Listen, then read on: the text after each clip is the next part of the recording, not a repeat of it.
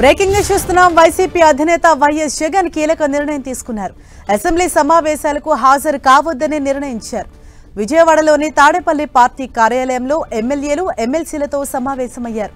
ఈ సందర్భంగా రానున్న రోజుల్లో అనుసరించాల్సిన వ్యూహాలపై దిశానిర్దేశం చేశారు.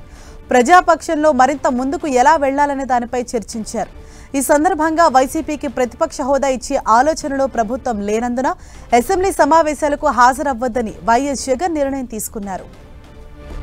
అయితే అసెంబ్లీకి వెళ్లినా వెళ్లకున్నా ప్రజా సమస్యలపై పోరాటం చేయాలని ఎమ్మెల్యేలు ఎమ్మెల్సీలకు జగన్ సూచించారు. ఈ క్రమంలో కొన్ని కీలక వ్యాఖ్యలు చేశారు జగన్. తాను ఇంకా 30 ఏళ్ల పాటు రాజకీయాల్లో ఉంటానని, తనతో ఉండేవాళ్లు తన వాళ్లంటూ చెప్పుకొచ్చారు.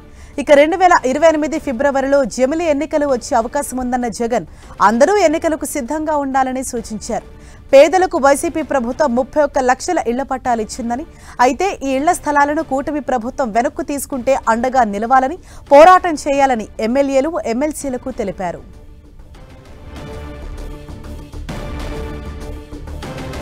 క్షేత్రస్థాయిలో కూటమి ప్రభుత్వంపై వ్యతిరేకత ఉందన్నారు జగన్. ఈ ప్రభుత్వాన్ని చూసి భయపడాల్సిన పని లేదన్నారు. ప్రతిపక్షంలో కళ్లు మూసుకుని తెరిచేసరికి ఏడాది గడిచిపోతుందని చెప్పారు. అసెంబ్లీలో వైసీపీ తప్ప వేరే ప్రతిపక్షం లేదన్నారు.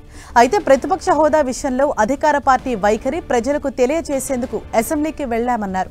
ప్రతిపక్ష నేత హోదా ఇస్తే సభా నాయకుడికి ఇవ్వాల్సిన సమయం వైసీపీకి ఇవ్వాల్సి వస్తుందని, అందుకే ప్రభుత్వం ఈ విషయంలో వెనకడుగు వేస్తోందని చెప్పారు.